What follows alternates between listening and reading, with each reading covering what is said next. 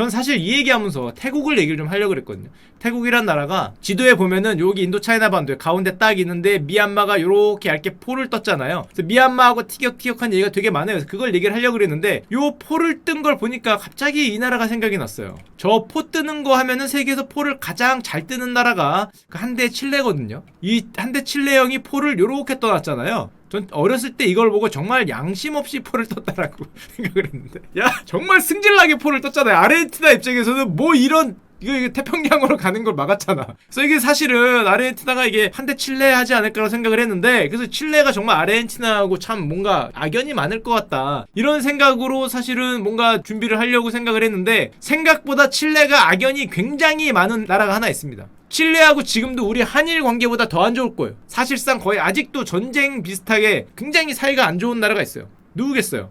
지도를 보면 알아요. 야, 아르헨티나는 그래도 태평양은 아니라도 대서양 쪽은 있거든요. 뭐 이렇게 나가면 되잖아. 태평양 그래도 이렇게 나가면 막히더라도. 근데 못 나가는 나라가 있습니다. 여기죠. 볼리비아라는 나라. 야, 세상에, 볼리비아는 막혔어. 여기는 페루고 여기는 칠레요. 내륙 국가예요. 막혔어요. 참고로 여러분들이 저 볼리비아에 대해서는 아는 게 있습니다. 볼리비아에서 가장 유명한 게 뭘까요? 볼리비아 하면 떠오르는 거 이거죠. 유니 사막. 뭐 우기에 가면은 뭐 세계에서 가장 커다란 거울이 돼서 땅인지 뭐 바다인지 모르겠다는 게 저 나라에 있죠. 아, 사진 찍으면 누가 찍어도 예술로 나온다는 그게 저 유니 소금 사막. 요즘 뭐 리튬이 많이 나오네 하는 게 저 나라가 볼리비아인데, 저 나라가 정말 저 칠레하고 뗄래야 뗄 수 없는 나라입니다. 왜냐면은 볼리비아 입장에서 딱 가서 보면은 이게 볼리비아가 색깔을 좀 칠한 지도로 갖고 왔는데, 원래는 예전엔 여기가 볼리비아 거였어요. 아, 우유니, 죄송합니다. 유니가 아니라 죄송합니다. 밀크 죄송합니다. 밀크. 여기가 볼리비아 땅이었어요. 근데 왜 칠레 땅이 됐냐? 이유가 있습니다. 볼리비아가 옛날에 여기 땅이었는데 여기 욕심을 좀 냈어요. 어떤 욕심을 냈냐? 이게 안토파가스타 분쟁이라 그러는데, 요 땅이 색깔이 볼리비아 색깔이죠. 요렇게 볼리비아 색깔이잖아요. 여기 볼리비아고 여기가 칠레고 여기가 페루였어요. 그래서 원래는 태평양으로 가는 데가 있었어요. 그러니까 원래는 자기 땅이었어요. 근데 볼리비아가, 칠레가 더 좀 국력이 좀 셌거든요. 여기서 올라와서 여기서 자꾸 광산 활동을 하고 뭐 무슨 활동을 하고 뭘 캐가고 하니까 볼리비아가 칠레 기업한테 세금을 물립니다. 근데 사실은 칠레하고 협약을 맺었거든. 세금을 뭐 요만큼만 1만큼만 매기라고 협약을 내줬는데, 돈이 필요하니까 이걸 어느 날 10을 때려요. 그러니까 칠레가 가만히 안 있었죠. 못 주겠다고 합니다. 그러니까 볼리비아가 정신줄을 놨어요. 아, 이게 볼리비아 역사에 정말 통한의 한인데, 거의 200년, 150년 전이거든요. 어떤 일을 벌어뜨렸냐, 여기 있죠. 조약을 파기하고 세금을 인상하니까 칠레 광산업자들이 거부하니까 볼리비아가 광산을 몰수합니다. 그런 다음에 칠레가 안 되겠다고 자기 광산하는 기업들을 보호하겠다고 저기를, 군대를 갖다 들이미니까 볼리비아하고 페루는 사실은 거의 인종이 같아요. 이 위에 있는 요 나라 있잖아요. 요 보라색 나라. 요 나라는 거의 혈맹입니다. 거의 친구예요, 친구. 1879년 4월 5일 칠레가 친 거죠. 전쟁을 선포하는데, 이게 여기도 태평양 전쟁, 태평양 나가는 쪽으로 발발한 거니까 여기서 결론적으로 얘기하면 가죠. 여기서 가는데, 가는 이유가 있습니다. 왜 가냐면은, 자, 볼리비아, 페루가 합친 거와 칠레의 싸움인데, 이게 왜 가는 게 좀 웃긴데, 이거 왜 갈 것 같아요? 볼리비아하고 페루가 힘을 합치면 칠레는 그래도 어떻게 할 수 있을 것 같은데, 이게 집니다. 치는 이유가 있어요. 왜냐면은 볼리비아는 누가 보더라도 내륙 지방이 많잖아요. 그러니까 내륙 군대는 그럭저럭 괜찮은데, 문제는 여기 싸워야 되는 지대가 여기거든요. 여기가 어느 지대냐? 들어보셨는지 모르겠는데 아타카마 사막이라 그럽니다. 세계에서 가장 건조한 사막이에요. 심지어 수백 년간 빗방울 하나 안 내리는 그런 지역이 있다 그럽니다. 여기 쭉 내용을 보면은 저희가 미칠 듯한 거의 사하라 사막 싸대기를 때리는 곳이기 때문에 수백 년간 비가 단 한 방울도 내리지 않는다. 어지간한 사막이면 한두 포기 한두 마리는 뭐가 있게 마련인데, 선인장이나 파충류는커녕 미생물조차 거의 살지 않는다. 한마디로 저기는 뭔가를 하기 힘든 거예요. 그러니까 저기를 뭔가 하기 힘든데 싸우긴 싸워야겠어요. 그러고 보니까 뭘로 싸우겠어요? 당연히 배로 싸웁니다. 여기서 여기를 배로 싸워요. 배로 여기서 원투 하면서. 근데 볼리비아는 배로 싸우려고 하는데 뭐 별로 없잖아. 그러니까 형 화이팅 했단 말이에요. 그러니까 페루가 내가 대신해줄게 하고 나갔다가 칠레한테 원투 펀치 맞고 해전에서 날아가요. 여기서 날아간다며. 이게 날아가기만 하면은 그 유명한 해전이 있어요. 여기까지는 알 필요 없는데, 뭐 앙가보스 해전이라 그래서 페루가 이 한방에 페루의 영웅이라고 불리는 무슨 제독이 전사하면서 페루가 날아가요. 이게 날아가기까지만 하면 상관이 없는데, 문제는 해전이 날아가면서 칠레가 여기를 점령합니다. 그러면 사실 끝냈어야 되는데 개겨요. 끝까지 먹겠다고. 그 칠레가 여기서 오히려 페루를 치고 올라갑니다. 그래서 페루가 어떻게 됐냐? 페루 수도가 리마죠. 페루가 멸망할 뻔해요. 리마가 함락돼요. 야, 그거 개겼다가 해전 좀 진 다음에 그래 어떻게 할 수 있지 않을까 개겼다가 수도가 우리로 치면 서울이 함락된 거죠. 하면서 페루가 멸망할 뻔했어요. 나라가 없어질 뻔하고 약탈을 정말 많이 당했다 그래요. 우리로 치면은 문화재를 그렇게 많이 약탈이 돼서 3만 권 이상의 서적이 날라갔다 그러는데 아직도 못 찾았어요. 그래서 가끔 신문 보면은 뭐 페루가 전쟁에서 사라진 무슨 원고 잉카 황제의 원고를 되찾았다 이런 얘기, 페루가 무슨 문화재를 되찾았다 이런 얘기가 저때 날라간 거예요. 리마가 점령을 당했기 때문에 칠레한테 저때 날라가고 그 결과가 이렇게 됐어. 여기를 칠레가 나 혼자 홀랑 다 먹고 뭐 페루야 나라가 멸망할 뻔하다가 멸망 안 한 게 어디예요. 그 볼리비아는 뭐 찌그러져서 여기를 뺏겨요. 억울하죠. 너무 억울하잖아. 이거 원래 자기 거였는데 야 우리가 이랬다고 생각하면은 이거 미치고 팔짝 뛸 노릇이죠. 지금 내륙 국가가 됐어요. 순식간에 항구가 있었는데 야 이거 다 뺏는 게 어딨어. 길이라도 남겨주든가. 이거 홀라당 뺐으니까 지금 그래서 볼리비아가 요즘에 유명한 짤 있죠. 내륙 국가인 볼리비아가 해군을 키운다 뭐 이런 신문 기사를 많이 보셨을 거예요. 해군을 어디서 키우냐? 여기서 키웁니다. 저 호수 있잖아요, 호수. 아니 옛날에 해군이 있었으면 좀 괜찮았는데 자기네들은 요걸 나중에 되찾을 거니까 그때 해전을 해야 되지 않겠니? 그래서 해군을 키우는 게 여기에 키우는 거야.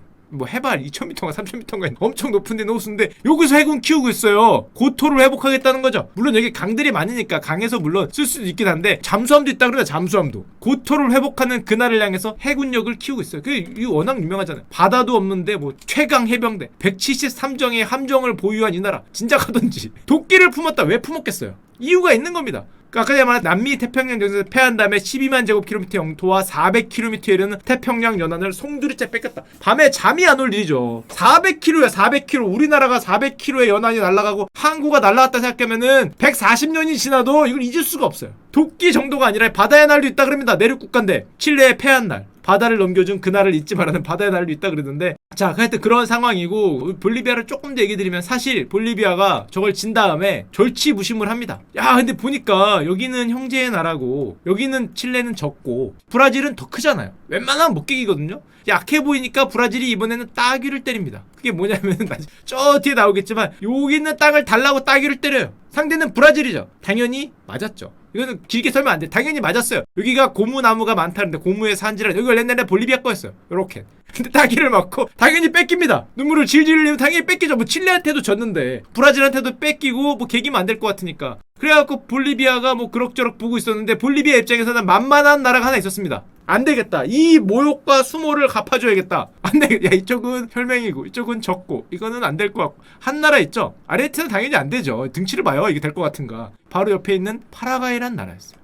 아주 만만하게 보이고 왠지 얘가 짭짤해 보이잖아요. 게다가 여기가 강이 이렇게 있기 때문에 좀만 잘하면은 태평양은 모르겠지만 대서양은 뭐 이런 생각을 하면서 파라과이를 만만도리로 봅니다. 만만도리를 후루룩 짭짭하겠다는 원대한 꿈을 꾸죠. 그게 1928년 차코 분쟁이라 그러는데 한마디로 파라과이를 이렇게 만만 짭짤하게 보고 여기 내 거 아이가? 이래갖고 도장을 딱 찍는 사건이 발생하는데 자 우리가 파라과이 그러면은 사실은 파라과이에 대해서 아시는 거 있습니까? 아시는 거 하나 있죠. 파라과이라 그러면 이거 우리가 지난 월드컵 때 정말 인상 깊게 봤던 이 누나가 응원하던 나라가 그 파라과이였죠.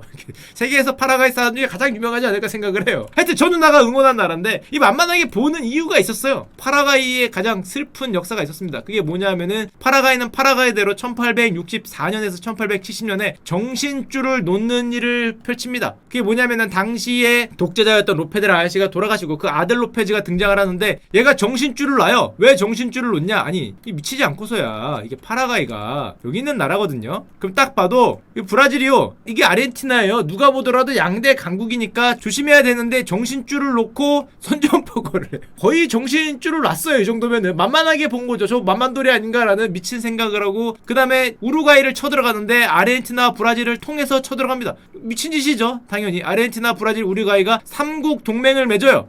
그리고 대파라과이인 거예요. 이거 싸움이 될 리가 없죠. 그래서 괴멸을 합니다. 초반에는 뭐 자기들이 병력이 좀 있었나 봐요. 괴멸을 하는데 이게 얼마나 괴멸을 했냐? 그냥 싸움에서 져서 땅을 뺏기고 그게 아니라 이거 되게 유명한 사건이에요. 파라과이 대학살이라 그러는데 전체 자기 나라 인구의 65% 70%가 죽습니다.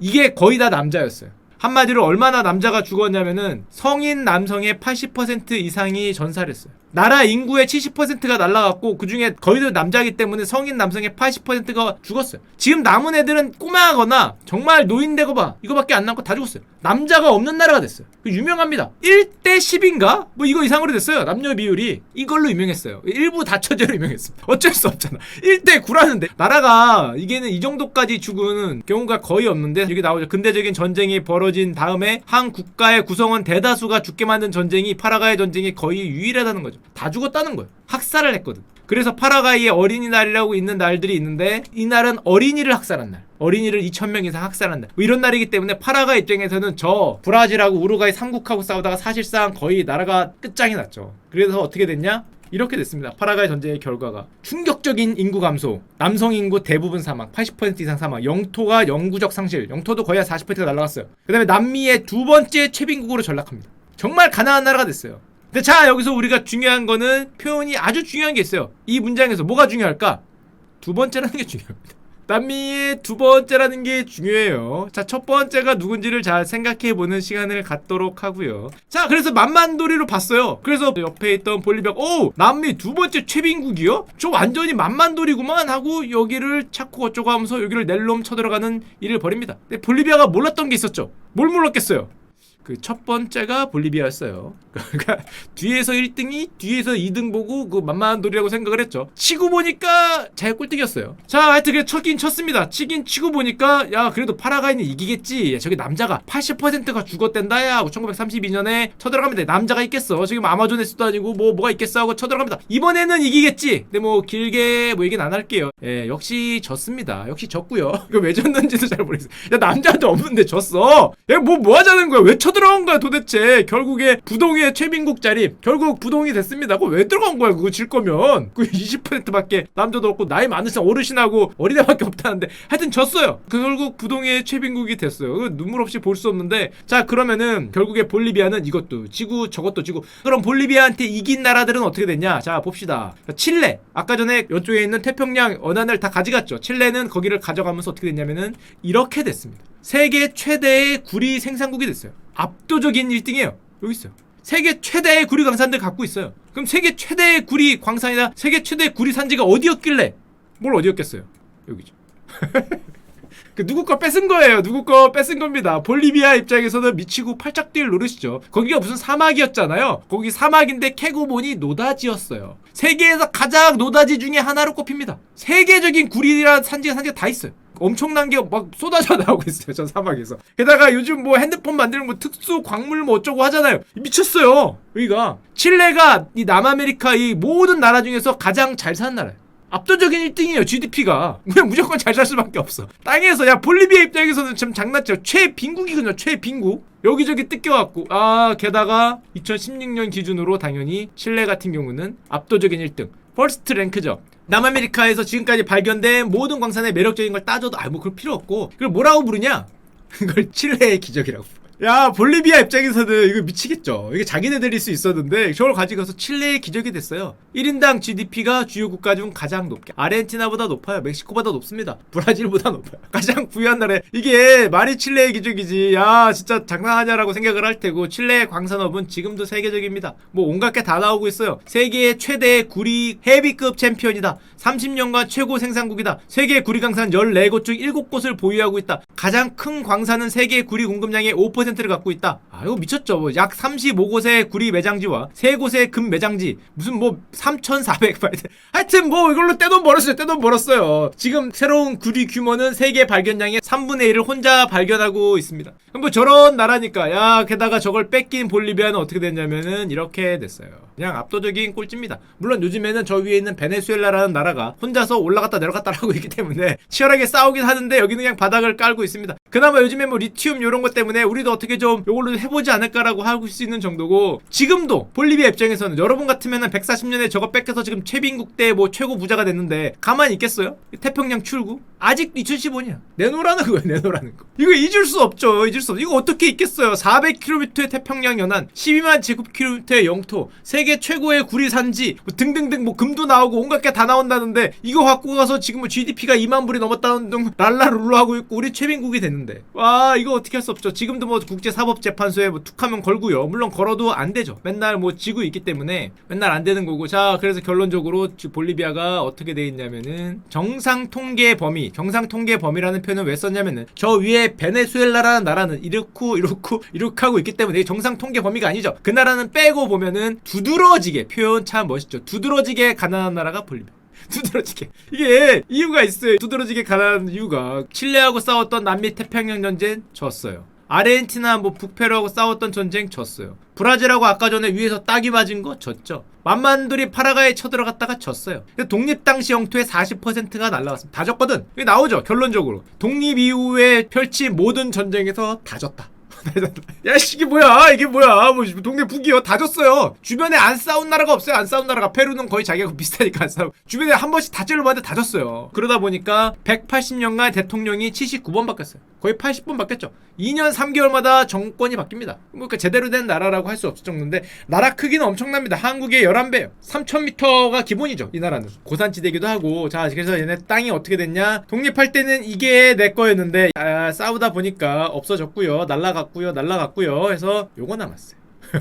이렇게 된 게 현재 볼리비아죠. 우리는 볼리비아라 그러면 물론 축구 좋아하시는 분들은 알고 있어요. 가장 중요한 게 있죠. 아까 전에 나왔던 거 뭐라고요? 평균적으로 국토의 3알이 이게 3000m인데 여기 수도도 3000m 정도에 있어요. 그러다 보니까 뭐만 하면은 축구에 엄청난 강국입니다. 아르헨티나도 지고 브라질도 져요. 거기만 가면. 왜냐하면은 그 3650m에다가 양심도 없지 그 축구 경기장을 만들어놨어요. 그래서 여기서 가면은 보통 고산병에 헉헉대다가 간다 그럽니다. 자 그래서 옛날에 유명한 사진이 있었어요. 이게 전반전 끝나고 휴식 시간에 브라질 대표팀이죠. 라커룸 들어가서 산소 마스크로 이렇게 숨 쉬고 있는 거예요. 지금 축구하다가 조금 있다가 15분 지나면은 이제 후반전에 이거 빼고 달려 나가야 되는 거죠. 자 이게 볼리비아입니다.